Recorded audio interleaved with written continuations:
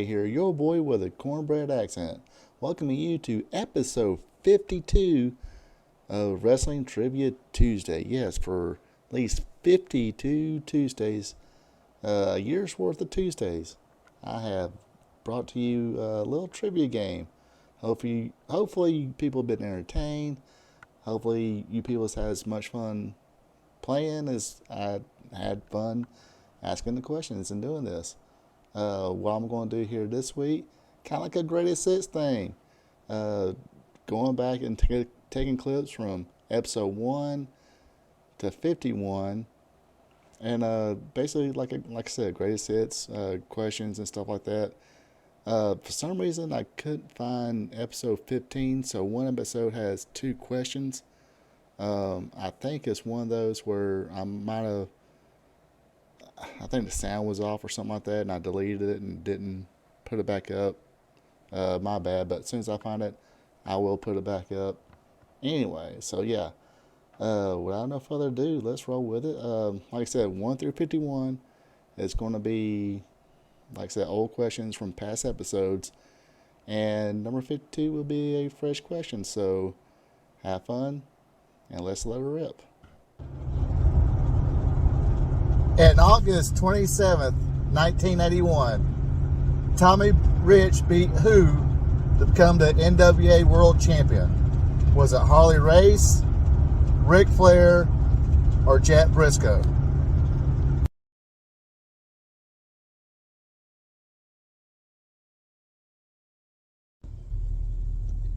The answer is Harley Race. If you got this right, give yourself a pat on the back. On February 18th, 1986, World Class Championship Wrestling withdrew their membership from the National Wrestling Alliance. Who did they recognize as their first World Class Association World Champion? Was it A, Black Bart, B, Ravishing Rick Rude, or C, Kerry Von Erich?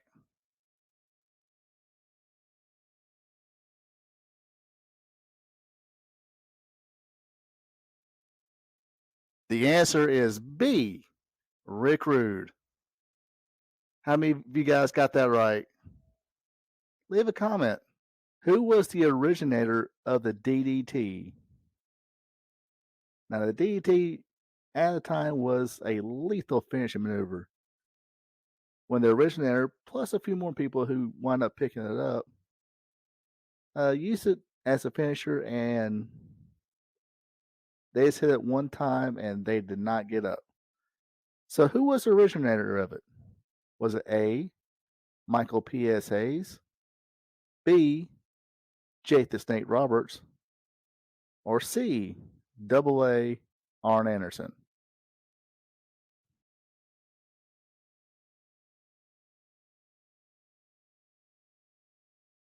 The answer is B, Jake the Snake Roberts. Now, Michael P.S. Hayes did use it as a finisher at one time, as did Arn Anderson. But Jake Roberts was the originator of it. And like I said before, once they put it on you, that was it. Or put it on their opponent, that was it. Now you see springboard, tornado DDTs, what do they call it? Tornado DDTs or something. I don't know. Anyway, but it seems like the opponent always gets up. But back in those days, Jake Roberts or Arn Anderson or Michael Hayes, a few other people. I think Rick Rude used it for a while and called it the Rude Awakening before he went to WWF. See, I'm babbling about the good old days. Useless trivia. Anyway, he used the DDT as well, but called it the Rude Awakening. Like I said, before he went to WWF, and he instead used the Hangman Neckbreaker and calls Rude Awakening because Jake Roberts was also in the WWF /E at the time. Let's try that again. In 1988, Curt Hennig went down to Memphis, Tennessee to to defend his AWA World Heavyweight Championship against Jerry the King Lawler. Let's just say it was believed that they needed a special referee in this match. And who was that special referee? Was it A, Jerry Jarrett, B, Larry Hennig, or C, the fabulous Jackie Fargo?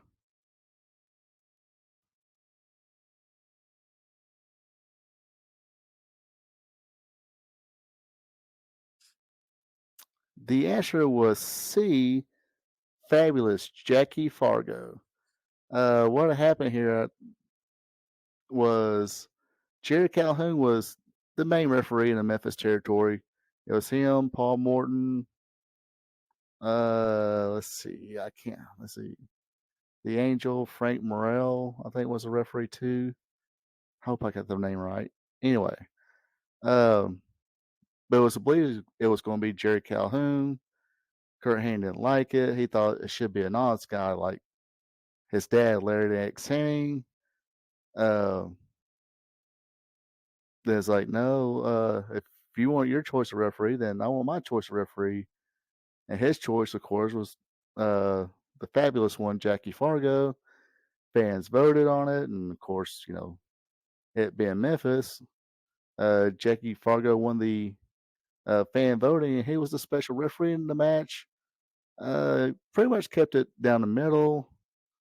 Even he didn't have a hand in really in helping Jerry Lawler win that night. Jerry Lawler did it all on his own. So anyway, that's the story of Jackie Fargo being the special referee. Pictured here is Koko B. Ware and his bird. What was Koko B. Ware's bird's name? Was it A, Polly, B, Frankie, or C, Twitty?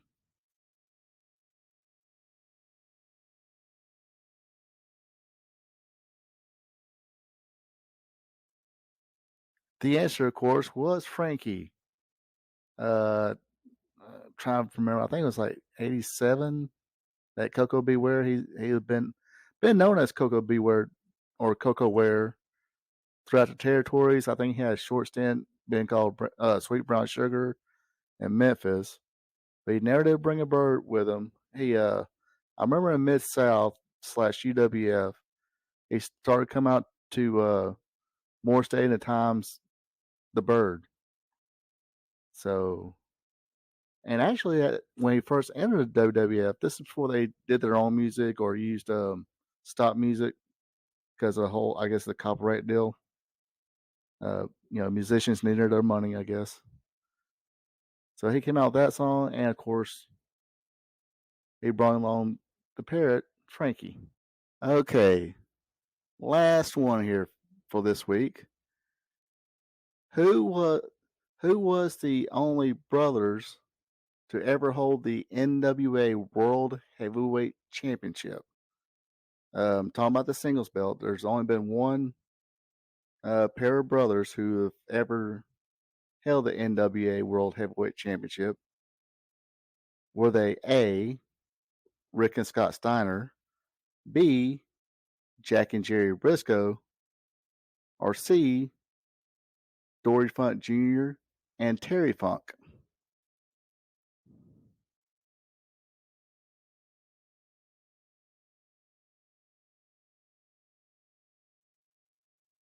The answer is C, Dory Funk Jr. and Terry Funk. Dory Funk Jr. won the NWA World Heavyweight Championship from Gene Kiniski in 1969. He would hold the championship for 4.5 years. Terry Funk would defeat Jack Briscoe for the NWA World Heavyweight Championship in 1975 and hold it for 14 months.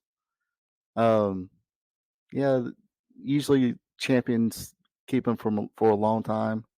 NWA champions, of course, if any of you out there remember Bruno Sammartino or even Hulk Hogan. Hulk Hogan, I think, held the WWF Championship for over 4 years, before he got not really defeated, but the whole twin referee deal. But they're kind of somewhat doing that now in the WWE. Roman Reigns has held it for, or held the undisputed Universal Championship now for over 400 days.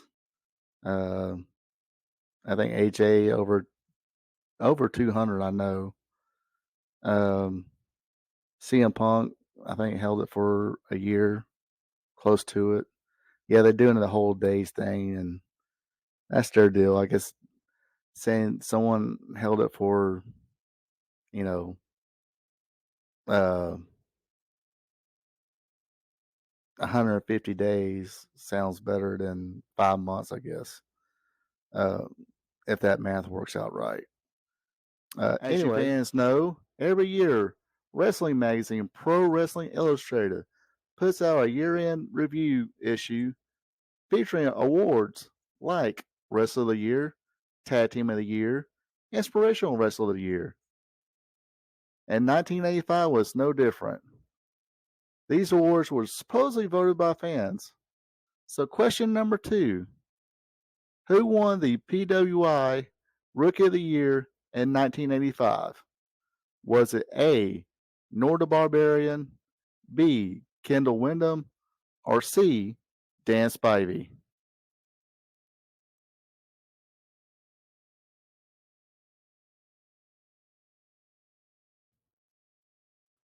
The answer is A, Nor the Barbarian.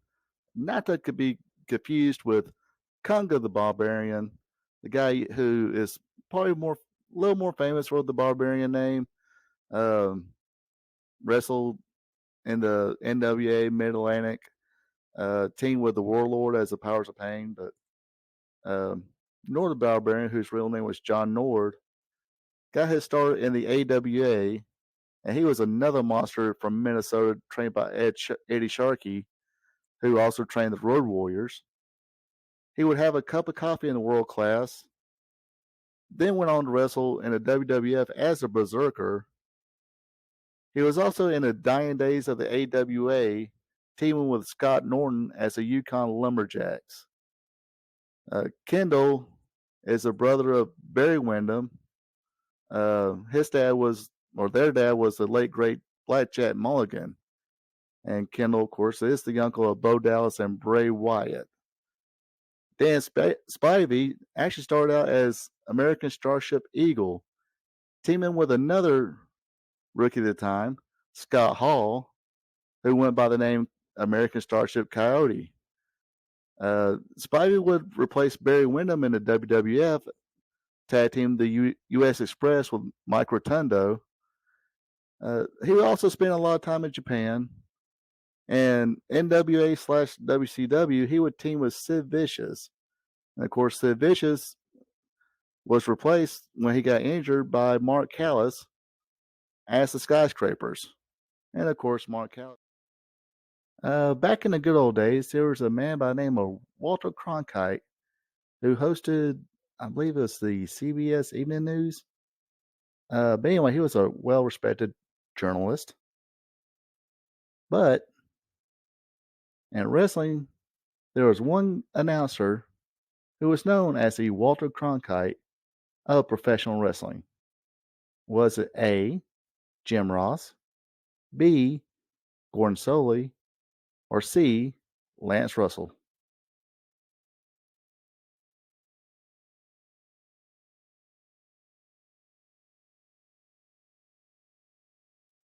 The answer, of course, was C, Gordon Solie. He was known as the Walter Cronkite of wrestling. He was also known as the Howard Cosell of professional wrestling and the Dean of professional wrestling. Of course, all these, they just don't make play-by-play wrestling announcers like they used to. All three of these guys were great. Jim Ross, of course, even during his early days of Mid South and UWF, then going to the NWA and eventually WWF/WWE. Yeah, he was okay then, but But yeah, Jim Ross is great. Lance Russell, of course, Memphis, one of the legends of Memphis wrestling. Uh, him and Dave Brown made it quite a duo. But yeah, Gordon Solie was the Walter Cronkite of professional wrestling.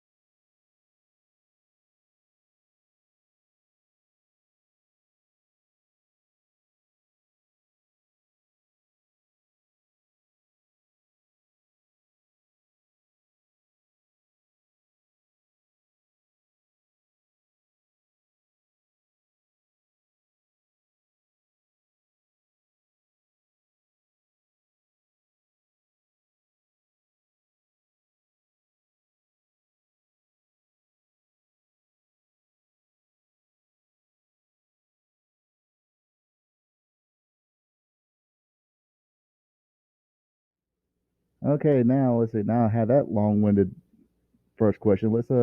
I'll try to keep it a little short now. WrestleMania 2 was the only WrestleMania to be held in three different cities. Which three cities was WrestleMania held in? Was it A, Atlanta, Georgia, Long Island, New York, Philadelphia, Pennsylvania, B, Uniondale, New York, Rosemont, Illinois, and Los Angeles, California, or C, Baltimore, Maryland, New York City, New York, and Los Angeles, California?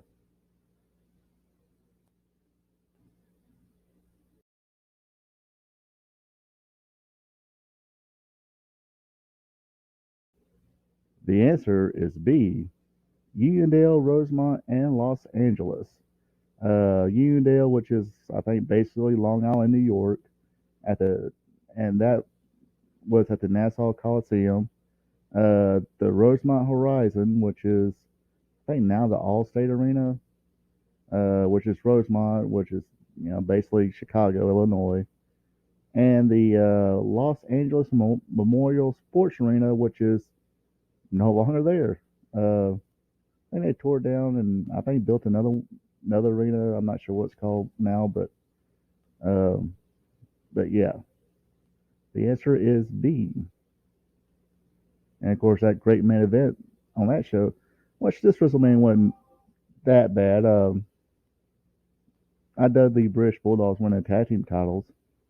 Uh, I guess because I was so used to the other territories and their cage, and most cage matches have blood. I mean, you gotta remember, I was like, 9 or 8, 9, 10, something like that. Um, so most cage matches have blood in it. This one, I think, had a little dribble of blood, and it had a big, bulky blue cage, um, and not a lot of bloodshed. And I think it was big and bulky like that, so make it easier for Hulk Hogan to climb out of. That I think that was a rumor, innuendo. But anyway, yeah. Anyway, I quit. I quit going off on a tangent now. Uh, let's And continue. why not? Let's stay here with the Fed for question number 2. Since this is Royal Rumble weekend, let's ask the Royal Rumble question. Who won the first ever Royal Rumble? Was it a typical Hogan must pose? A. Hulk Hogan. B. Earthquake. Or C. Hacksaw Jim Duggan?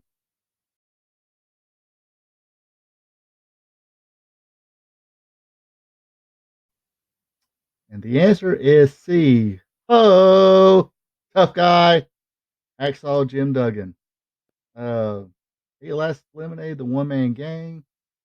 Now, this Royal Rumble was actually a special on the USA Network. It wasn't a pay per view per se or a premium uh, event or premium viewing event, however they call it now. And of course, I think they was just trying it out. So, of course, Jim Duggan didn't get the wrestle or get the main event WrestleMania against, I believe the champion was Bret Hart at the, no, it was, oh, Hulk Hogan was the champion at the time. Excuse me. Uh, they didn't add the stipulation until '93, and that's the one Yokozuna won, and he went on to defeat Bret Hart, then turned around and was defeated by Hulk Hogan in like 30 seconds. Uh,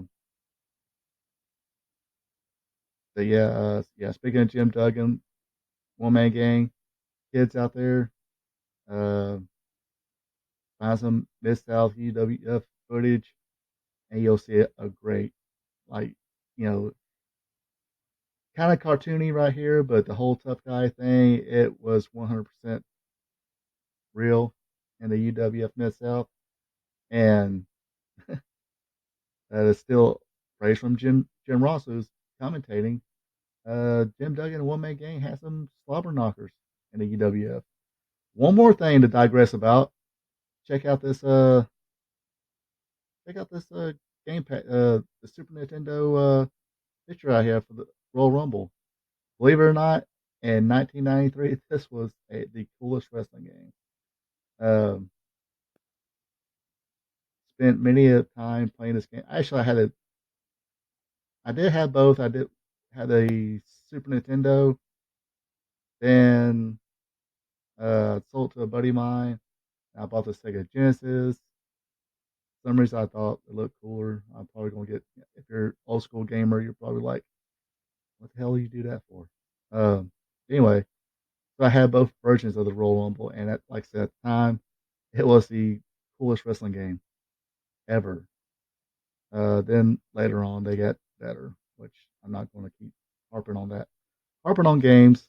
Um, I wish I remember that video, but somebody actually did a history and actually did like a countdown of like the 10 best pro wrestling games, and it was actually pretty good. I think I agreed with 100% of it. Anyway, let's move on. Let's see here. Main event question number 3. Had a while to think about this one. Didn't know, didn't know what exactly to ask this week, but let's give this one a shot. Uh, Wildfire Tommy Rich and Mad Dog Buzz Sawyer had a tense feud that lasted almost 2 years, better part of 2 years. Uh, Back in the Atlanta territory, I think it was called. I think they finally called it World Championship Wrestling at the time, at least for a TV show, but I think it was still under the Georgia Championship Wrestling banner. Anyway, on October 23rd, 1983, a special match took place at the Omni in Atlanta, Georgia, where they erected a cage around the ring, of course, and enclosed the top of the cage. What did they call this match? Was it A, The Last Dance in Atlanta, B, Hell in a Cell, or C, The Last Battle of Atlanta?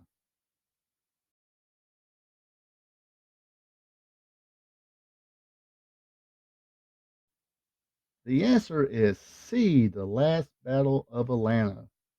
The WWE actually gave this match credit for helping them create the Hell in a Cell match. Of course, it was a Hell in a Cell, a little bit taller cage with a roof on it. But yeah, it was the last Battle of Atlanta. Uh, the tape of this match was lost forever, and I believe it was like 2017 or something like that when the 2017, 2018, I think, when the WWE had their own network, and this was a lost gem, like a holy grail of wrestling footage for a long time. Um, anyway, yes, last Battle of Atlanta. Okay, Anyway, folks, this should be an easy one. Who once wrestled as Hulk Hogan's brother, Dizzy Hogan? Was it A. Wayne Ferris, B. Ed Leslie, or C. Brian Knobbs?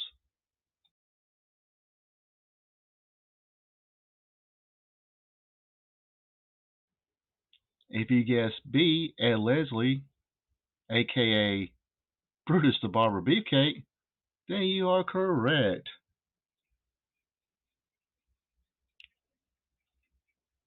Sorry, I'm a big kid with a new toy. Anyway, I qu- I quit doing that. Anyway, the answer is B. Ed Leslie, aka Bruce the Barber Beefcake. I think the story is they are real lifetime childhood friends, and uh, not sure when Leslie broke in, but probably a little after Terry did. Um, but one time, yes, they wrestled as brothers, Hulk and Dizzy Hogan. And of course, that's probably Lance Russell there leading them on, or leading them through a promo. Maybe he should lead me in okay, my here we go, boys and girls. The main event, question number 3. And this one is for YouTube user at JD9119, who said, my questions last week were pretty easy, which I can concur with that. So hopefully this raises the difficulty up a little bit. At least this question anyway. Maybe the last question too. Anyway, on March 11, 1976, Lester Welch won a tournament for the vacant Florida Heavyweight Championship. Who did he defeat in the finals? Was it A. Louis Tollett, B. Spudnik Moreau, or C. Eddie Graham?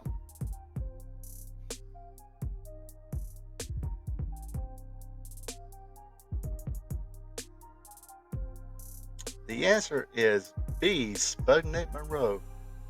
I believe he wound up losing against Louis Tollett whenever he did drop it. Not sure what date it was. I think he might have kept it 2 or 3 months. Anyway, yes, the answer is B. Spudnik Moreau. Lester Welch, of course, is the legit brother of Herb and Roy Welch, as well as great uncle to Ron, Robert Fuller, and Jimmy Golden. Hello, ladies and gentlemen. RP Tube Vision brings to you Wrestling Trivia Tuesday. Good evening, ma'ams and sirs, and thank you for tuning in to this week's Wrestling Trivia Tuesday. I'm Ronald Ray, your boy with a cornbread accent. This week, since WrestleMania is going Hollywood, all the questions will center around wrestlers and movies. But before I get started, if you wouldn't mind, hit the subscribe button, the like button as well. Share it with your friends. Um, Also, if you want to follow me on social media, it's Ronald Ray at Facebook. And on Twitter, it's RRPATRP TV46. All right, now all that crap's out of the way. Let's let her rip. All right, jerking the curtain this week is question number 1. Who plays Sabretooth in the X-Men movie? Was it A. Tyler Bane, B. Kevin Nash, or C. Test, whose real name was Andrew Martin?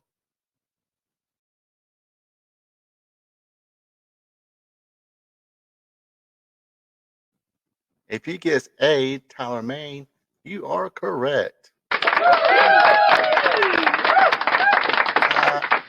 I do believe this is kind of an easy question here.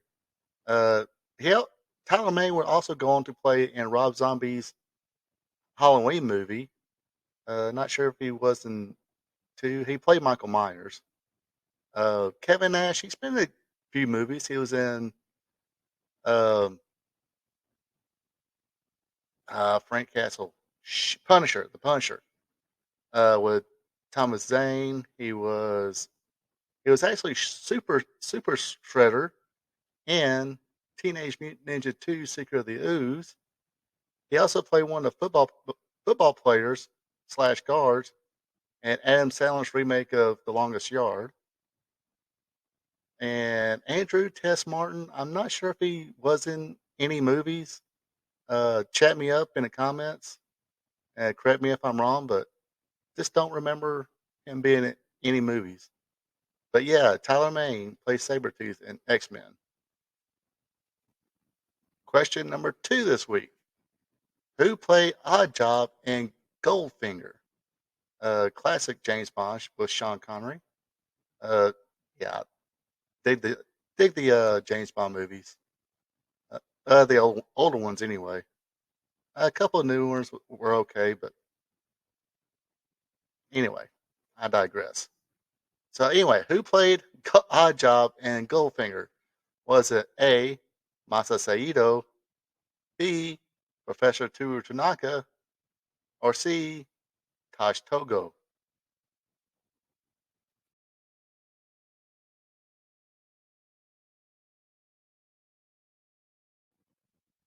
The answer is C, Tosh Togo. Harold Sakata was his real name, born in Hawaii, actually. He actually served in the U.S. Army when I was doing research about this. Found out he was in the actual U.S. Army during World War II. But yeah, he played Oddjob. Would actually play Oddjob in a couple more movies that wasn't James Bond. That was pretty interesting to find out. Let's see. Toru Tanaka would actually play a spin-off of Oddjob in The Last Action Hero featuring Arnold Schwarzenegger. And again, Matsushito, not sure if he was in any movies. But anyway, I actually, let's see. The Wrestler movie, not the Mickey Rourke one, but the one with the Vern Gagne one. I think Taj Togo played Oddjob in that one too. But yes, let me give you your cheers. If you guess C, you deserve that cheer. Question number 2: What two Americans comprised of the popular All Japan Pro Wrestling tag team, the Miracle Violence Connection? Was it A, Big Van Vader and Bam Bam Bigelow, B, Gary Allwright and Stan Hansen, or C, Steve Williams and Terry Gordy?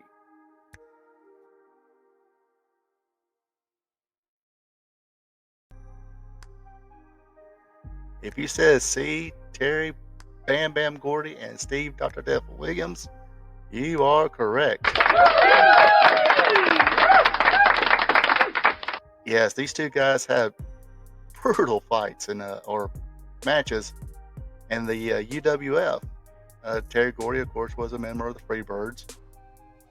Their feud actually came over to the NWA after Rocket bought him out, or bought Bill Watts out. They were feud a few times in NWA / WCW. Then, of course, them two being big stars in Japan, they put them together and they became big stars. Actually came back here and became WCW and NWA World Tag Team Champions. They beat the Steiner brothers for the WCW World Tag Team titles and won a tournament around that same period for the NWA World Tag Team Championships. Go on YouTube, check this team out, or watch them beat each other up, man. It's awesome to see. Let's go to the next question. All right, question number 3. A young Shane Douglas here in 1988 ventured in the Continental Wrestling Federation based in Alabama. He had a tag team partner that. I guess they're trying to say it was his cousin or something like that. Cousin. Anyway, they won the Continental Wrestling Federation Tag Team Championship. Who was his championship partner? Was it A, Detroit Demolition, B, Lord Humongous, or C, Mr. Olympia?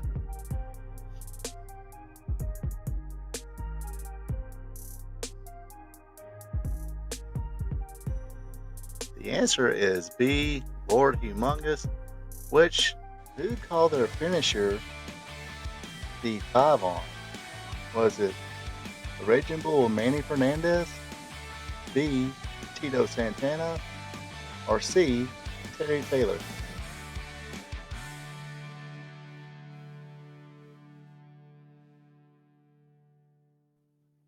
It was C, Terry Taylor.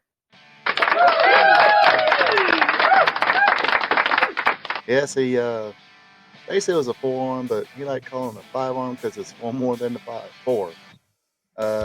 Manny Fernandez called this move the Flying Burrito, and I think they just called Tito Santana's the Flying Forearm Smash.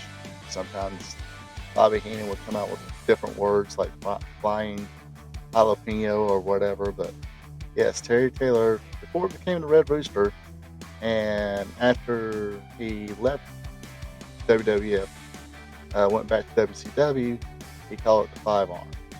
So yeah. Last question of the week, question number 3. Demolition came into the WWF. They were kind of the answer to the Road Warriors in Japan, NWA. Of course, everybody should know who the Road Warriors were. Anyway, who was the original Smash of Demolition? Was it A, Larry Latham, B, Randy Colley, or C, Barry Darsow?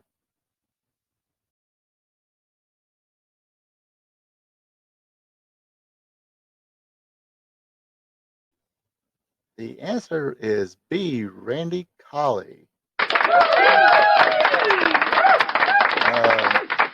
Yes, he originally teamed up with Bill Eadie, Axe. Previously before that, Bill Eadie was the Mad Superstar. But yes, I think it's the original concept of them two together. I think they came up with it. If I heard correctly, please hit me up in the comments if I'm wrong. But yeah, I think that it was originally their idea, but the fans, even though he had the makeup and everything on him, they automatically remembered him from being one of the Moondogs. He was Moondog Rex. Interesting enough, Larry Latham was Moondog Spot. So they actually, of course, teamed together as the Moondog. So, but yes, he was the original Smash. Unfortunately, he was too recognizable.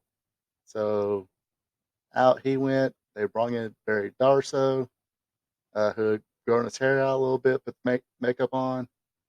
So they didn't really recognize him too much. Plus, even at that time, I think WWF fans and or the WWF crowd and the NWA crowd was a little different. So no internet time or anything like that, but still had magazines, and of course, people just didn't pick up on it like they did with Randy Colley here. Question number 1. Let's see if I don't babble this too much. The national anthem, Star Spangled Banner, was performed at WrestleMania 1 by Gene Okerlund. However, since then, they had a guest performer perform America the Beautiful. However, there was one other time that the Star Spangled Banner was performed. Who performed it?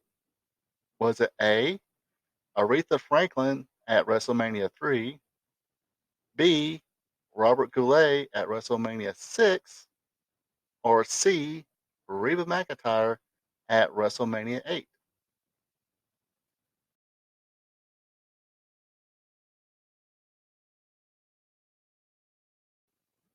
If you guessed Reba McEntire at WrestleMania 8, you are correct. Yes, Aretha Franklin, she performed America the Beautiful. Ray Charles at WrestleMania 2 did America the Beautiful. Robert Goulet, since WrestleMania was at the Sky Dome in Toronto, Canada, he performed the Canadian national anthem, "O Canada." So, kind of gave you a little curveball there on that one. Anyway, let's go to question. On February 8th, 1988, Jerry the King Lawler lost the AWA Southern Championship for the last time. Now, this was a championship he held like 40, 50 times. I made that up. It's like maybe 20 times. Who knows? He wins it. He loses on Monday night at Mid-South Coliseum. Wins it back the next week. Yada, yada, yada. Anyway, but he was going on to bigger, better things. So, on the date I just said, February 8th, 1988, he will lose that championship for the last time. Who defeated him? Was it A, Max Payne, B, Superstar Bill Dundee, or C, Dirty Dutch Mantel?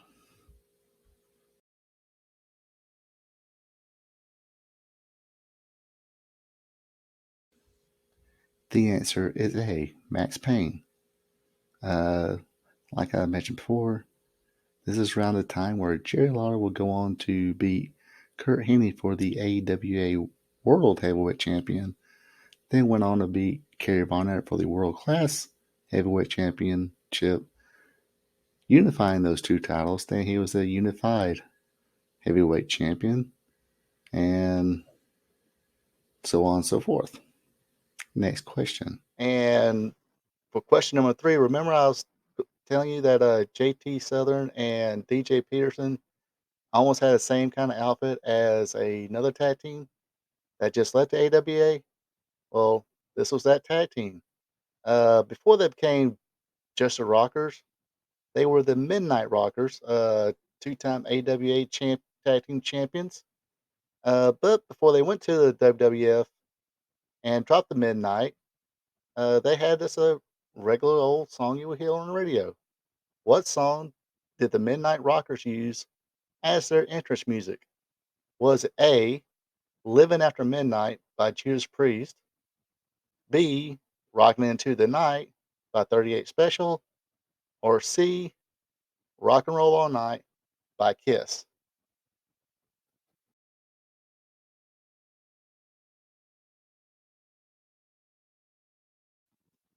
The answer is A, Living After Midnight by Judas Priest. And if I remember correctly, I think even on at least I know on the shooting review, I think Marty Jannetty claimed that he actually picked the song out because he liked the song, which it is a cool song. It suited them. It was a little more fast paced and kind of it fit them pretty well because I will say that was a bit more athletic than the Rock and Roll Express, who they were kind of copying at the time, which I think every territory, as soon as the Rock and Roll Express made it big, they all had their own different rock and roll tag team. I think even the ICW, Joseph Boldy and Al Perez were the New York Rockers. Up in Portland, uh, it was Rex King and Steve Dahl. Before that, it was Jeff Peterson and Steve Dahl as the Southern Rockers. Then Jeff, I guess, left and came in Rex King. They became the Southern Rockers, who actually wound up going to USWA, then became well done in the WWF. But anyway, In the Chicago wrestling promotion, there was a group called the Colony, and basically it was masked wrestlers as different ants. Who was the fire ant? Was it A, Mikey Quackenbush, B, Orange Cassidy, or C, the real Slim J?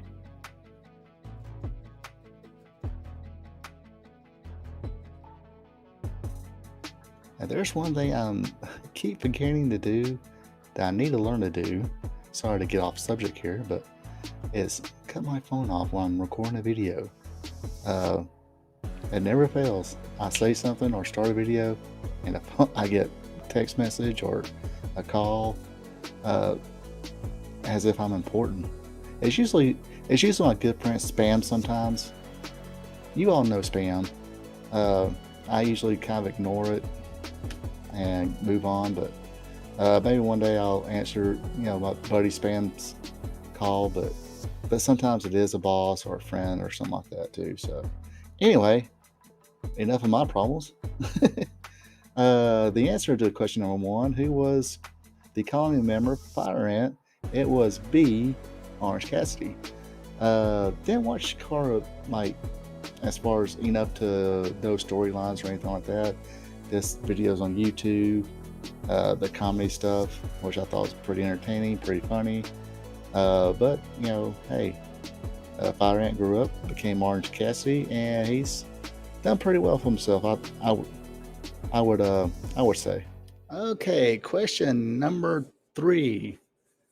Since the last question brought up Continental Championship Wrestling, and anybody that kind of knows me knows this is kind of like one of my favorite territories at the time. Anyway, on December 3rd, 1985, Robert Fuller would defeat Roberto Soto for the Continental Heavyweight Championship. Who defeated Robert Fuller on March 14th, 1986 for that same championship? Was it A, Wildcat Wendell Cooley, B, Brad Armstrong, or C, did Roberto Soto recapture the title?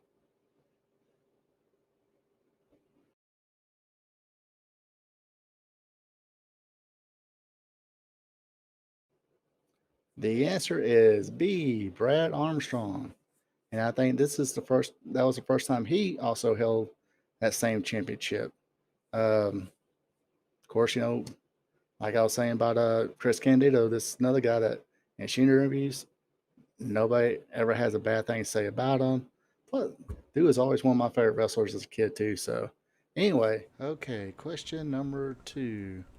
Sorry, folks, you gotta bear with me this week. Like I said, I'm trying some new stuff here. Hopefully it works out. Still got some crappy mic here, so like I said, bear with me. Anyway, question number 2. Of course, Mid-South became UWF. Therefore, the UWF have a new heavyweight champion. I think the story goes, somebody gave up their North American title, and instead of just having the North American champion be the new UWF champion, they decided to have a tournament. Spoiler alert, it was won by Terry Gordy. But anyway, so this week's question is, who competed in the finals for the UWF Heavyweight Championship? Was it A, Terry Gordy versus Ted DiBiase, B, Terry Gordy versus Steve Dr. Death Williams, or C, Terry Gordy versus Hacksaw Jim Duggan?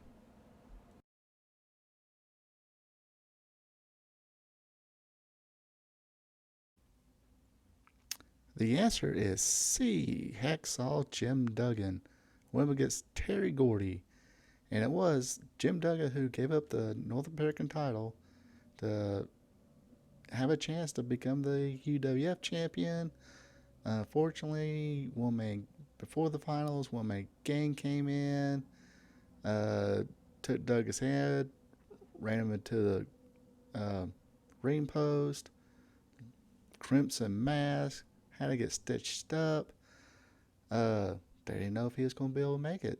Thought Terry Gordy was just going to waltz right out without a fight. But being a tough guy that he is, Hacksaw Jim Duggan did come out, face Terry Gordy. However, the injury was a little too much, and gotta face it, Terry Bam Bam Gordy, he was a bad man back in his day, and he would wind up defeating Hacksaw Jim Duggan to become the first UWF heavyweight champion.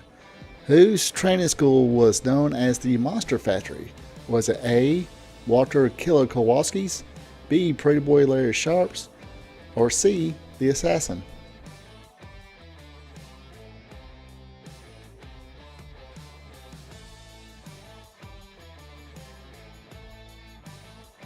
The answer is B, Pretty Boy Larry Sharp.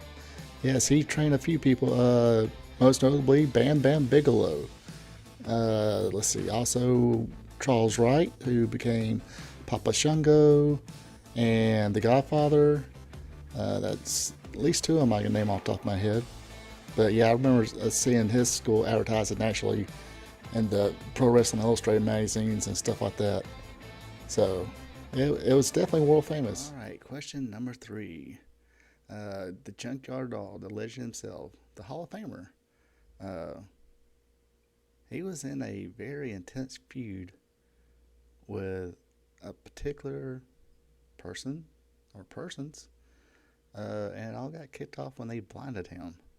So, who was it that blinded the Junkyard Dog in the Mid-South Territory?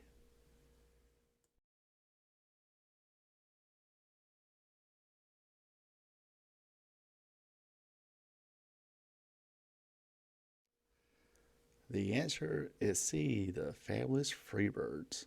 In case you folks don't know, the Junkyard Dog was a huge star in the Mid-South Territory. Louisiana, Oklahoma area. Then this angle came about where the Freebirds, with their hair cream, blinded the Junkyard Dog. To make matters worse, him and his wife had a baby was about to be born, and he couldn't see his first baby girl being born. And this is kind of, well, the kid being born was legit.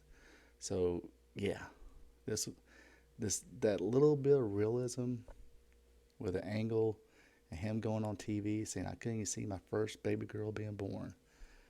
Man, that had to be intense back in the day. Yeah, no wonder people wanted to shoot, stab, kill, run over the Freebirds back in that day. But yeah, like I said, it was the Freebirds who blinded JYD, but it was a cage match. He did get even. I think it was a Superdome show, and they, as far as I know, I don't want to be that guy, but apparently they sold a lot of seats in the Superdome for that revenge match. Back when I was a young child, not going to say how young, I'm old. Anyway,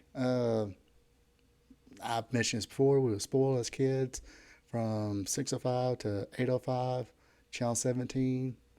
At the time, it would be Jim Crockett Promotions World Championship Wrestling. And from 8:05 till 3 in the morning, you flipped to WATL, Channel 36, and you had Superstars Wrestling, and that pretty much showed all the territories.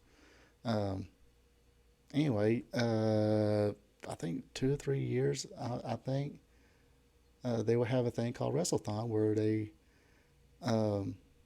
basically pick a charity, and during the 24-hour period, they would just show wrestling, and kind of like the Jerry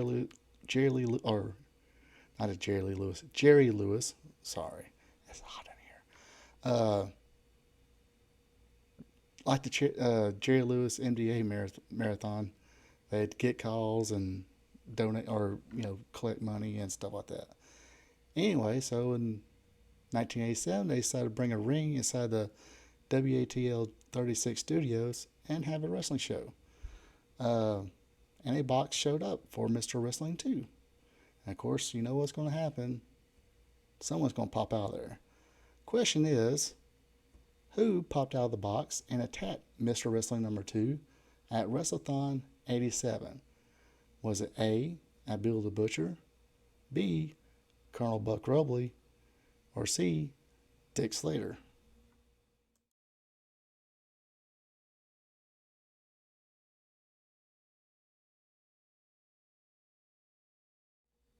All right, the question is, who popped out of the box and attacked Mr. Wrestling 2 at WrestleThon 87? The answer is B, Colonel Buck Rubley.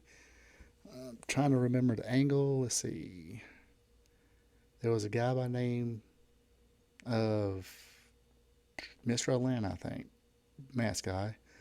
I think think Tom Zane or something like that. Something Zane.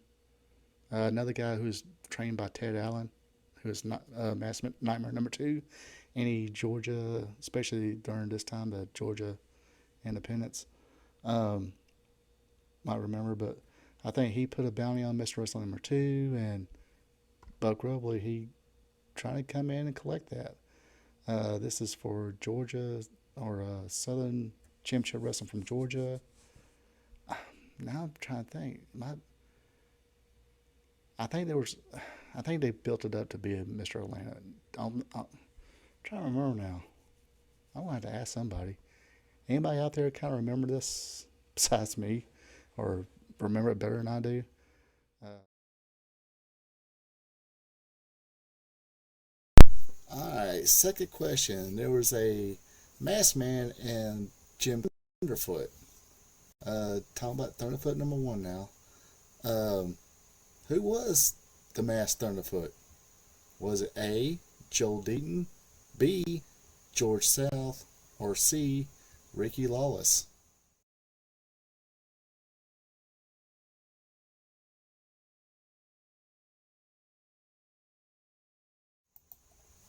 The answer was A, Joel Deaton. Yes, Joel Deaton was Thunder.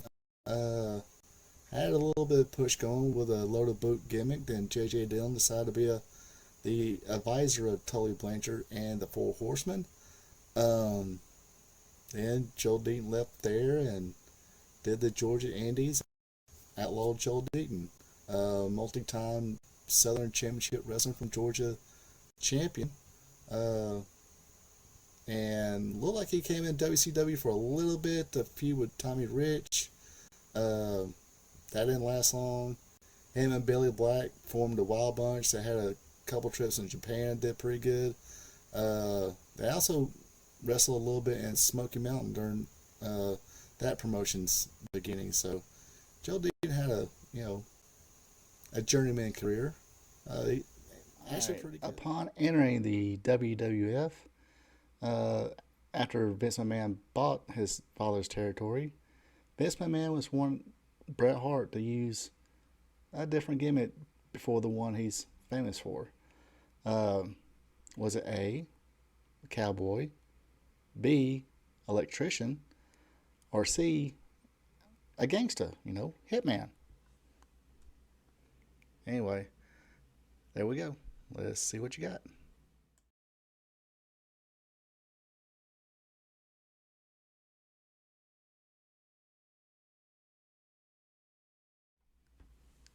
Okay, the question again was, what gimmick did Vince McMahon want Bret Hart to use? That was being a cowboy.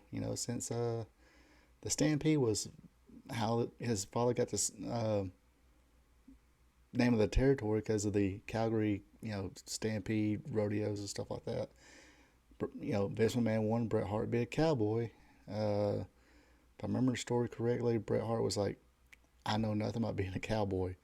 Never rode a horse or anything like that. By the way, this picture is from when he did a few episodes of a show called Lonesome Dove. So he wound up playing some kind of cowboy, but not for Vince McMahon. Anyway, question number 2. I haven't watched the episode yet. Sorry, I don't mean to digress again. I ain't watched any of the Dark Sides of the Ring yet. Heck, I didn't even finish up the Tales from the Territories. I need to hurry up. I need to hurry up get those shows watched before it goes. Anyway, I think it's what was it, the first episode or second episode was about this guy right here, Magnum TA. Anyway, question number 2: who did Magnum TA defeat to win his first NWA United States Championship? Was it A, Wahoo McDaniel, the guy with the hardest chops I've ever seen, especially as a kid? I was like, oh, I feel bad for that jobber guy. Anyway, B, Tully Blanchard, master of the slingshot suplex. If you try to see it now, you'd be like, oh, wow. Somebody, got pinned to that move. Yes. And C, Dick Slater, Mr. Unpredictable, Mr. Electricity, Dirty Dick Slater. Yeah, crazy dude, legit tough guy. Anyway.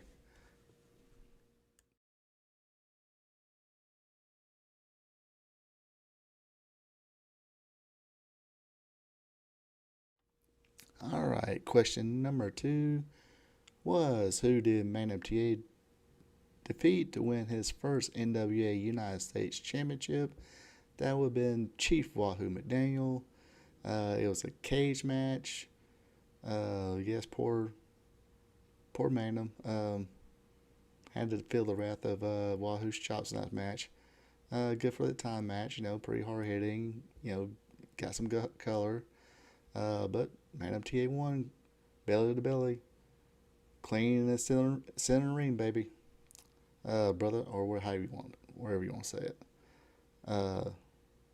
Yes, I'm pretty sure in the Dark Side of the Ring does talk about how he was going to be groomed to be a NWA World Champion, but unfortunately the car accident derailed that promising career. Anyway. Alrighty. Question number 2.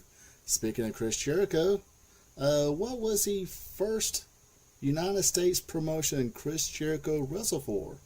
Was it A, Smoky Mountain Wrestling, B, ECW, or C, WCW?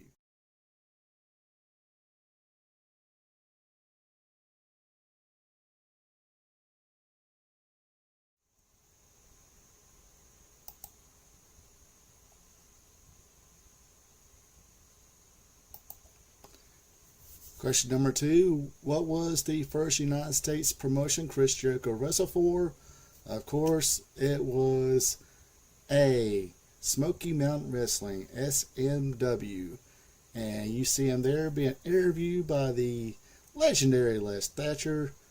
Look at those fresh faces there. That was Chris Jericho teaming up with Lance Storm as the Thrill Seekers. Actually, pretty good tag team. I think they was supposed to be billed as a next Rock and Roll Express, but as Jim Cornette would state, one was married and the other one didn't want to hug and kiss fat girls. So, Marge and Eddie did a stint in the Central States Wrestling Territory, and this before the Midnight Rockers were born. He teamed with somebody, and they call themselves the Uptown Boys. Question is, who teamed with Marge and Eddie as the Uptown Boys in Central States Wrestling? Was it A, Tommy Rogers, B, Tommy Lane, or C, DJ Peterson?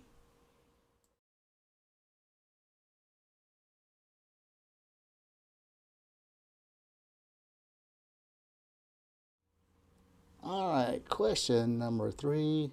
Who teamed with Marge and Eddie as the Uptown Boys in Central States Wrestling? The answer will be B, Tommy Lane.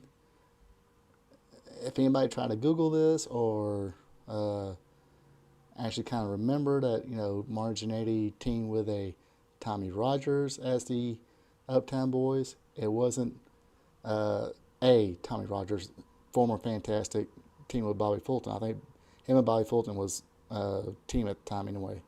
But it was Tommy Lane who was using the name Tommy Rogers. And of course, Tommy Lane grew up to become one of the rock and roll RPMs with Mike Davis. And of course, Marge and Eddie went to AWA and became a Midnight Rocker, then graduated to WWF and became a rocker. So yeah, that's probably a little. If anybody trying to look it up and it's like, oh, it was Tommy Rogers, or just remember, just like, oh, I remember, reading the magazines and him teaming with a Tommy Rogers. Not that same Tommy Rogers. That Tommy Rogers is actually Tommy Lane. So if I fooled anybody with that one, I hope so. Father-son combo has held the NWA WCW United States Championship.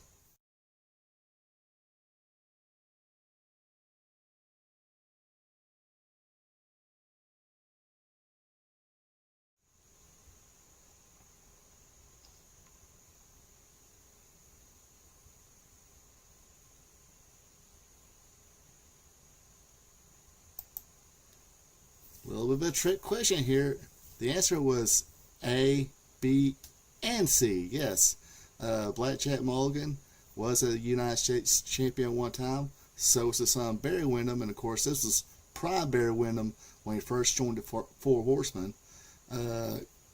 Dusty Rhodes, of course, beat Luger and became a United States champion before a little baseball bat incident caused him to be stripped of the championship and got suspended. His good friend, the Midnight Rider, came in and took care of business. Another useless or some little bit of trivia. Dusty Rhodes was stripped. There was a tournament, and Barry Windham won that tournament. And it was during this time here, and he beat Nikita Koloff in the finals of that tournament. And of course, there's Dustin Rhodes, way before Goldust, or a little before Goldust.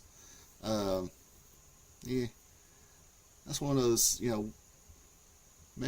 what would have happened maybe if Dustin didn't go to WWF and become Goldust, and people in WCW knew what they were doing.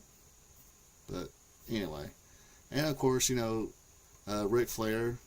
Look at that young, innocent kid there.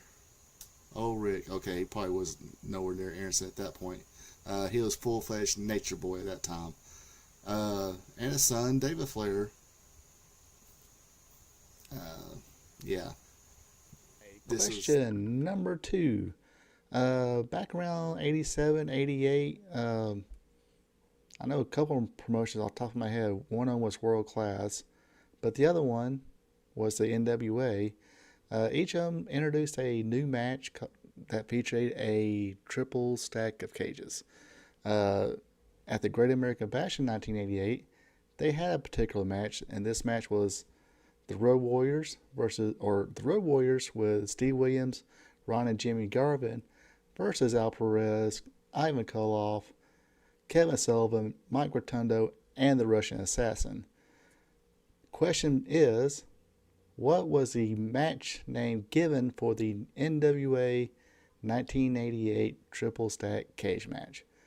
Was it A, Tower of Freedom, B, Dungeon of Doom, or C, Tower of Doom?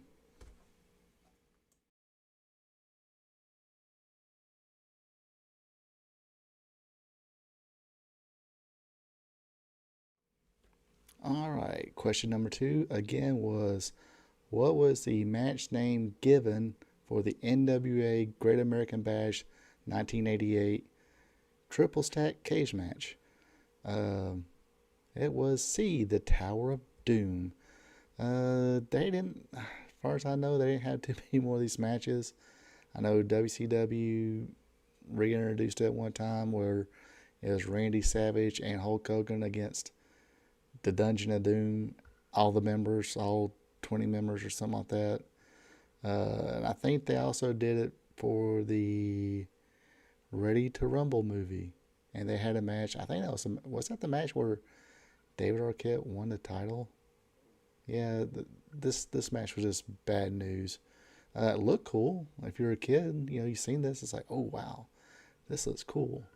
But I guess it wasn't that cool because, like I said, especially during this time, they didn't have too many of them. Not that I know of. Anyway, let's go to question number 3. This is when, let's see, Kendall Windham was probably a couple years into wrestling. Dustin Rhodes was just breaking in. They formed a little tag team in the NWA. What was the name of the tag team that comprised of Kendall Windham and Dustin Rhodes?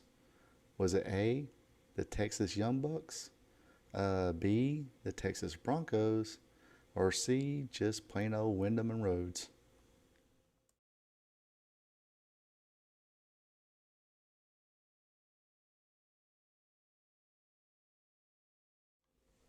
All right, question number 3. What was the name of the tag team comprised of Kendall Windham and Dustin Rhodes? Was it A, the Texas Young Bucks, B, Texas Broncos, or C, plain old Windham and Rhodes? The answer, B, the Texas Broncos. Like I said, it was a short-lived tag team. I guess Dusty Mine left and took Dustin with him. Barry Windham was already heel. I think Tully Narn done left. And J.J. Dillon. So they brought Hiro Matsuda. Wasn't long after that, there was a tag team match. I think it was Flair and Wyndham against Eddie Gilbert and Kendall Windham. And Kendall Windham turned the heel on Eddie Gilbert, siding with his brother and Ric Flair. And I think they was going to bring in like Butch Reed or Bob Orton Jr. to kind of be another Four Horseman, but at that time everything was kind of wishy-washy with that company. Anyway, that does for this week's Wrestling Trivia Tuesday. Hope you guys had fun. Let me know in the comments how you did, and if you had fun too, hey, let me know what you think. Other than that, during the 80s, especially when this song was out, a few heels and I think a couple of baby faces came out to the song Sharp Dressed Man by ZZ Top. The question is, which one of these wrestlers did not come out to Sharp Dressed Man by ZZ Top?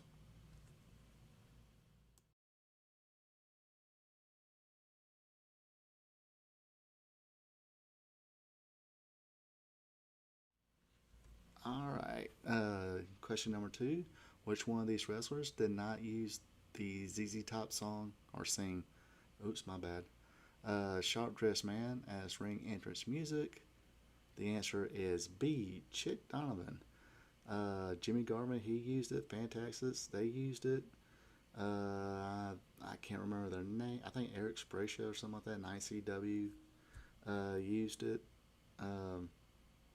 Pretty popular song among heels.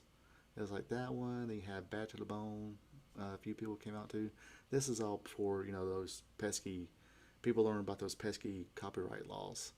But yeah, it was B, Chick Donovan, and I believe he came out to a song called "Didn't Mean to Turn You On" by Robert Palmer. I should gave that a bunch quick. I should ask, hey, do you know what song he came out to? My bad. Anyway, next. Oh, let's do this then before I click the stop button there for the next segment. Not only did Fantastics come out to Sharp Dressed Man, what other song did the Fantastics come out to? Give you a hint, it was also a ZZ Top song. If you know it, just leave it in the comments. First question this week, we go back to the old Continental Championship Wrestling. The year is 1985, and there's a match for the Southeastern Championship.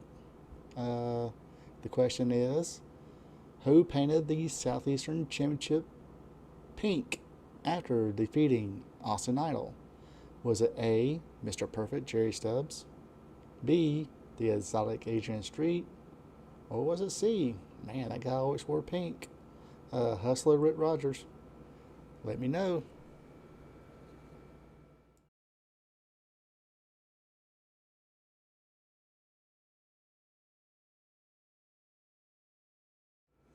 Alright, question is, who painted the Southeastern Heavyweight Championship pink after defeating Austin Idol in the old Continental Championship Wrestling? The answer is B. Of course, we gotta have a little tribute to him. The Exotic Adrian Street. This is about the time where I believe I started watching wrestling, and long story short, we got Continental. That's probably one of my favorite promotions at the time. And this guy who pranced around like Elton John from England, on top of that, he defeated Austin Idol. And I think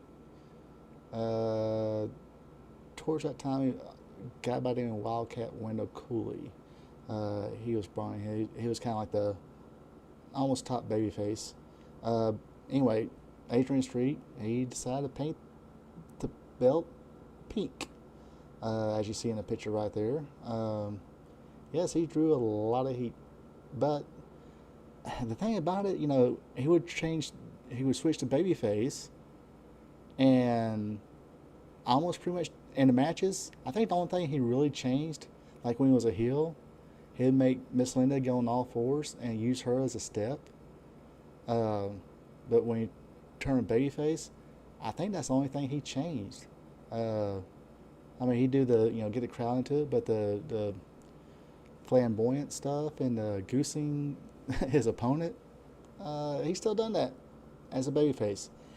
And people in the South cheered for him.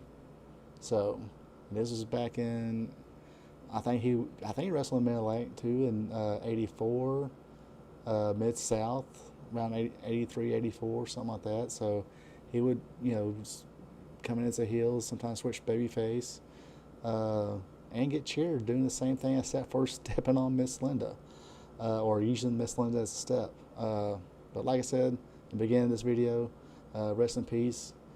And I do recommend, besides the comedy, flamboyant stuff, this guy, if you like William Regal, I don't know, William Regal used more submission, I think, somewhat, but that same European style, Adrian Street brought that along. So yes, this is a little bit of an old school question here.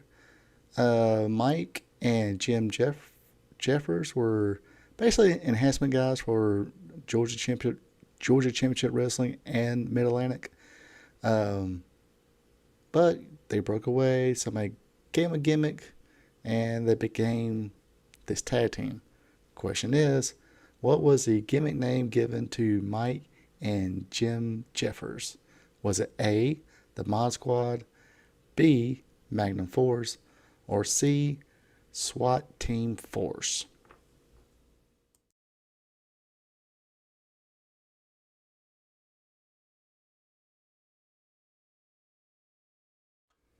All right, let's see here. Question number 2 was, what was the gimmick name given to Mike and Jim Jeffers? Was it A, the Mod Squad, B, Magnum Force, or C, SWAT Team Force? Pretty simple here. It was A, the Mod Squad. Spike and Basher. I believe Mike was Spike and Jim was the Basher. Or take that back. Jim was Spike and Mike was Basher. I believe Mike's the bigger one. Makes sense, right? Unfortunately, when I was doing my research, I seen that James Spike Jefferson, which was their real last name, passed away in 2013 at the age of 52. So condolences go condolences go to his family. And I got mail. Hopefully y'all didn't hear that. Anyway, that's question number 2. Let's go to the main event, question number 3. All right, question number 2, by the way, do we have any toy collectors or people who are probably my age and remember the AWA figures, which, in my opinion, were the best ones? Anyway, question number 2, what toy company made the AWA wrestling figures from 1985 to 1986? Was it A, Mattel, B, LGN, or C, Remco?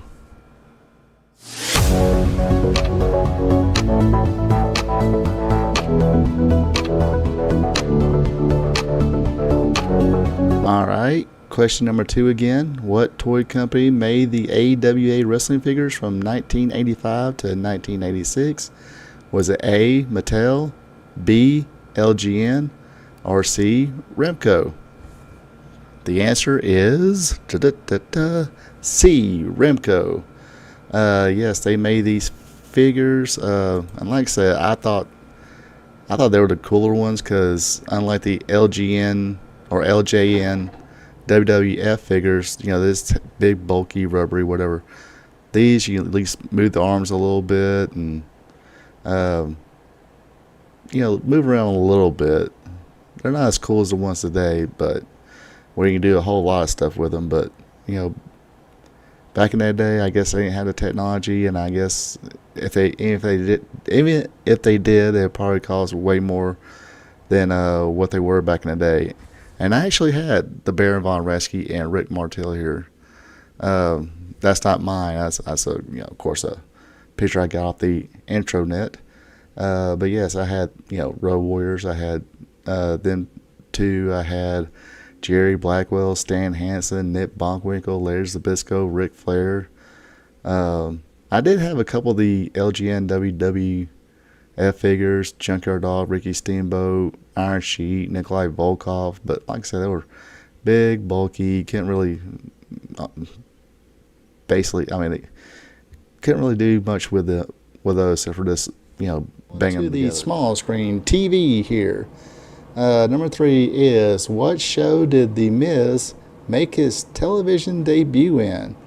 Was it A, Fear Factor, B, Real World Season 10, or C, Tough Enough Season 4?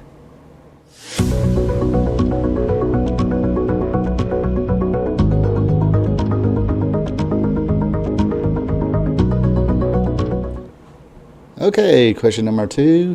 What wrestler appeared in the film Escape from New York? Was it A, Ox Baker, B, Big John Studd, or C, Turo Tanaka? And of course, this is a softball one here, guys. Come on, and girls. The answer is A, Ox Baker. Yes, he played the pit fighter against Kurt Russell's Snake and didn't fare too well. He lost that little fight. Anyway, what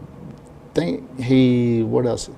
He was in like a little wrestling movie documentary thing called I Like to Hurt People as well. It was mostly about the Sheik, you know, pretty old. Had the Sheik, Ox Baker, Dusty Rhodes, the Purple Haze. Can't think of his name now. Anyway, he grew up to be the Purple Haze. One of the wrestlers we lost this past week was Wyndham Rotunda, a.k.a. Bray Wyatt. Definitely a talented dude, but going to ask a simple little question here. Question number 1 is, what name did Bray Wyatt go by when he was part of the Nexus? Was it A, Wyndham Rotunda, B, Husky Harris, or C, Axel Mulligan?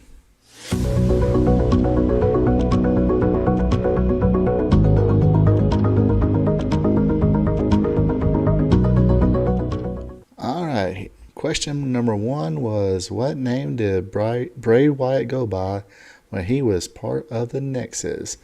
The answer is B, Husky Harris. Yes, he went by that. Then they sent him back down to, was it NXT at the time, or was it still Florida Championship Wrestling? Either way, he went down, reinvented himself as Bray Wyatt with the Wyatt family, and rest is history. Next. All right, question number 3.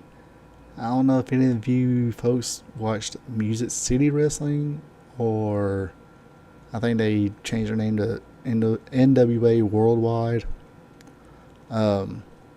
This was late 90s, I believe. Anyway, question number 3.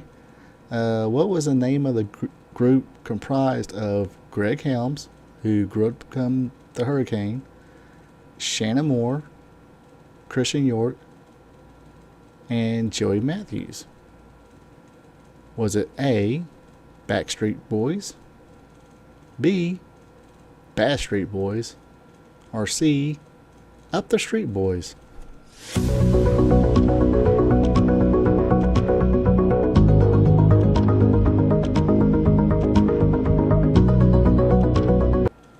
Alright, question number 3.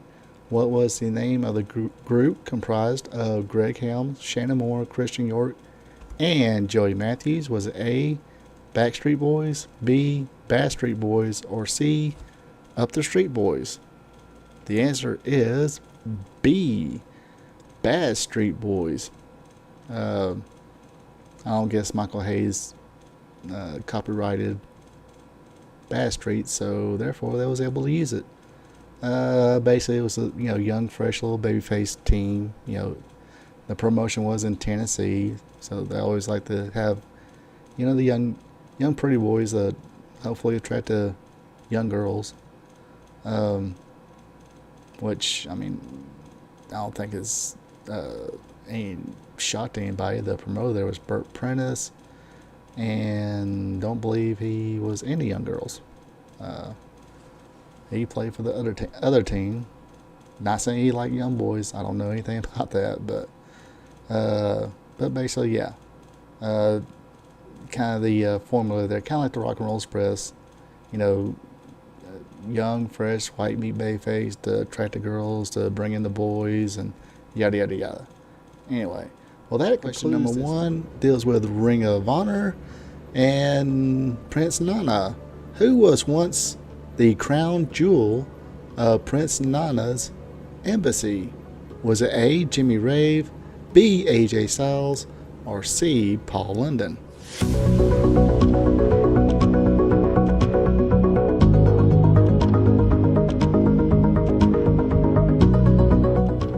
Alright, question number one again. Who was once the crown jewel of Prince Nana's embassy? Was it A, Jimmy Rave, B, AJ Styles, or C, Paul London?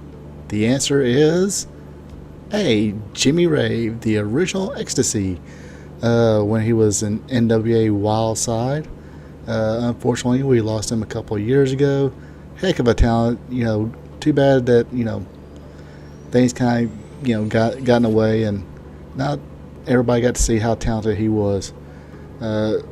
Supposedly he had a good head for the business too, so that's another loss, kind of like the Bray Wyatt thing. He had talent and wrestling brains to go with it. Unfortunately, gone way too soon. Next, number two, we'll go way back to 1985. They had a little event on Thanksgiving night called Starrcade 85. In that event, Nature Boy, Buddy Landel, had a match with Terry Taylor. Buddy Landel wound up winning that match. But the question is, what championship did Buddy Landel win from Terry Taylor at Starrcade 85? Was it A, the NWA Mid-Atlantic title, B, the NWA National title, or C, the NWA National Television title?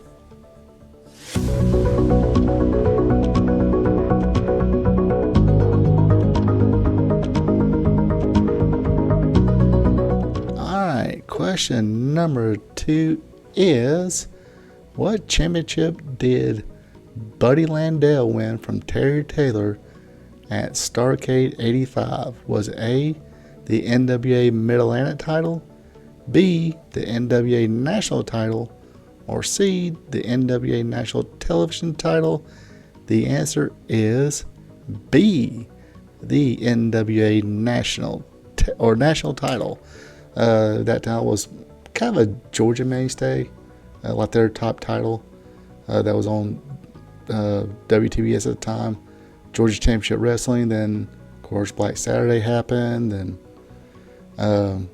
Crockett bought that time, and so it became just the regular NWA National Heavyweight Championship.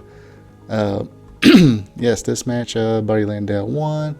A little bit of help from let me spit it out. He got a little bit of help from J.J. Dillon, and from the story I hear, it was supposed to be kind of catapulted. It's going to have a battle of the Nature Boys, Buddy Landel versus Ric Flair.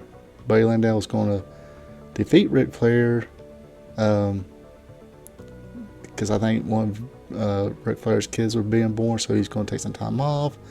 However, Buddy Landel decided to do a little partying. Don't want to speak ill of dead, but he wound up showing up really late, and Dusty is like, "No, getting this title, you're gone." But anyway, dude was a great entertainer, great, pretty good wrestler, entertainer. I'd advise check out anything Buddy Landell, especially on the mic, especially in Memphis, the Bill and Buddy show. That's all I gotta say. Children of all ages. Question number 1. What was John Cena's first WrestleMania? Was it A, WrestleMania 22, B, the infamous WrestleMania 20, or C, WrestleMania 18? Which one is it? Can y'all see this? Okay, bad joke.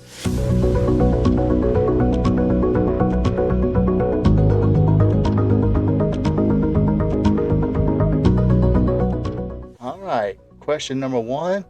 What was John Cena's first WrestleMania? Was it WrestleMania 22, B, WrestleMania 20, or C, WrestleMania 18? The answer is B, the infamous, controversial WrestleMania 20. Of course, WrestleMania 20 is when that one guy that nobody mentions no more, Crispin Watt, whatever his name was, won the world title, but it was John Cena's WrestleMania debut, and he defeated a Big Show for the United States Championship. So yes, give yourself a pat on the back on that. Question number 1 this week. What 2 wrestlers comprised of the team known as the Kings of Wrestling? Was it A, Larry Hennig and Harley Race, B, Jerry Lawler and Bill Dundee, or C, Chris Hero and Claudio Castagnoli?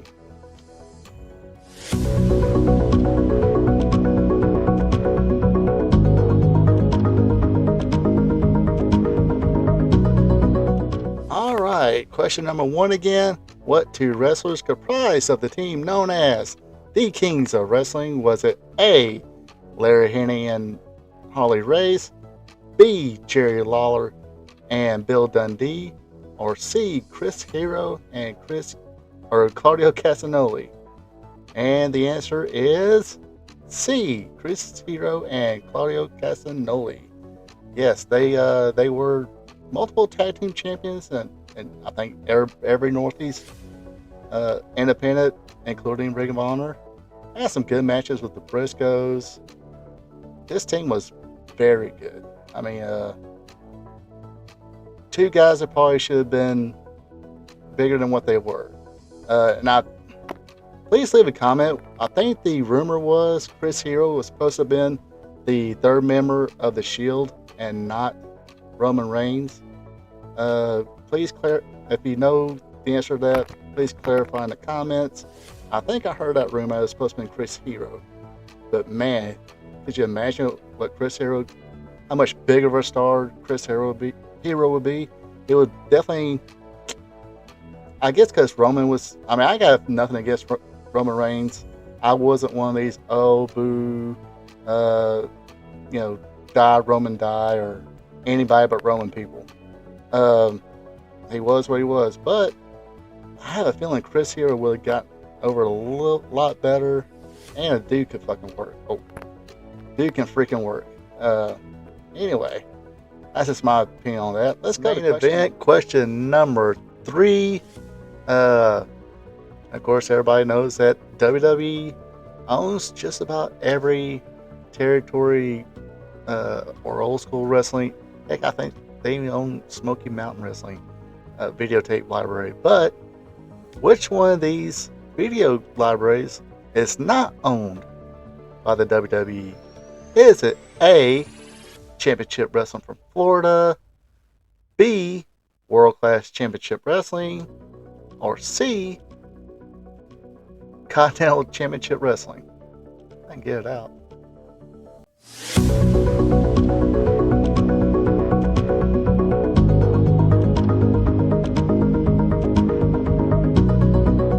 Alright, question number 3 again. Which one of these video libraries is not owned by the WWE? Is it A, Championship Wrestling from Florida, B, World Class Championship Wrestling, or C, Continental Championship Wrestling? And the answer is C, Continental Championship Wrestling. This promotion was like one of my favorite ones to watch when I was a kid. But yeah, this one, I don't think he owns Southwest Championship Wrestling. There's out Portland, they probably don't own, but yeah, like I said before, this one of my favorite promotions to watch as a kid.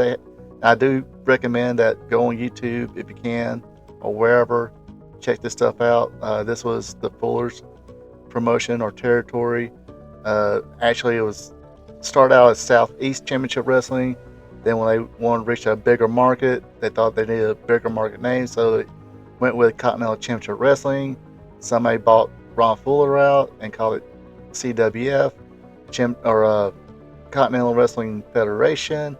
I think Robert Fuller maybe, or Ron Fuller, both of them maybe bought it back and sold it. Anyway, but yeah, you had Kevin Sullivan there. You had Austin Idol, the Armstrongs, the Bullet, Mr. Wrestling 2, Tommy Rich, Johnny Rich, the Masked Nightmares, and of course, Robert Fuller, Jimmy Golden. Some of you kids might know him more as Colonel Robert Parker and Buckhouse Buck, Tennessee Stud, Ron Fuller. Like I said, a bunch of talent. It was a NWA territory. Ric Flair made some title defenses there as well. So, yeah, do highly recommend checking that out. So, I got a few world-class championship wrestling fans out there. So, this question goes to them. See how their memories are. Question number 2. Who was the longtime friend of the Von Erichs that turned against them in 1986? Was it A, Ricky Vaughn, B, Steve Simpson, or C, Brian Adias?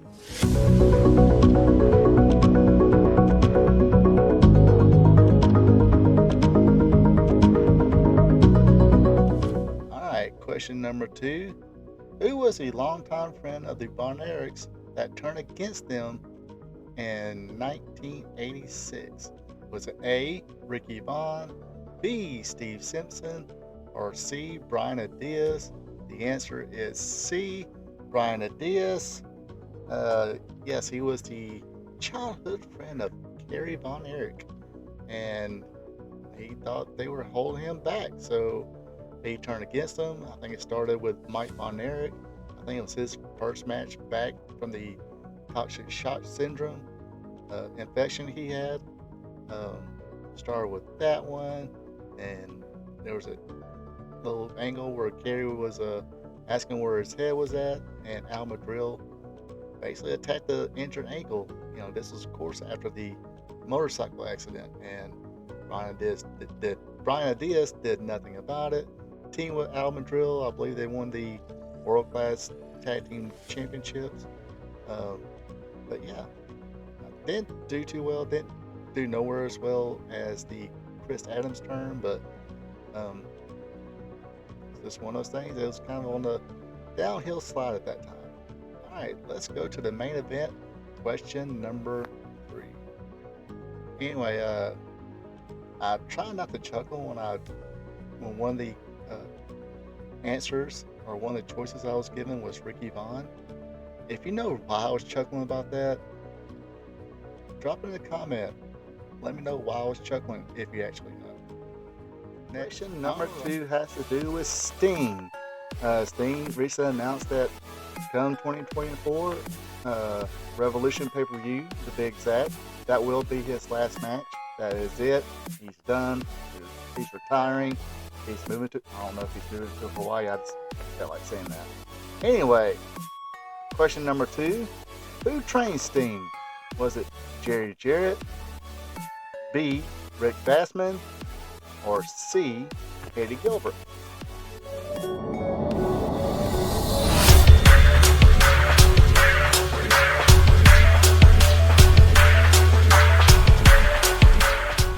All right, question number 2 again. Who trained Sting? Was it A, Jerry Jarrett, B, Rick Bassman, or C, Eddie Gilbert? The answer is B. Rick Bassman. Yes, he's was credited to one to train him, break him into business. Him, the Ultimate Warrior, and a few other people too. I don't have a huge recollection of Rick Bassman's career or careers as wrestler or trainer. Um, anyway, question for my viewers that this popped in my head. This popped in my head. Excuse me. Um, would you like for me on a episode of Classic Wrestling Reminiscing for me to reminisce about the career of Sting? If you're interested, let me know in the comments, and I can get it done because you asked. Do anything for my fans. All right, question number 52 has to do with the show right here. Question is, you guys enjoying this show? A, yes. B, no. Heck, C, meh. It's okay. Anyway, like I said, I appreciate you folks watching, subscribing, sharing. Hopefully, I get a lot of yeses. My feelings are not going to hurt if I see some no's. I understand, but hopefully I will be able to do this again at episode 104. Other than that, you folks have a good one and take it easy.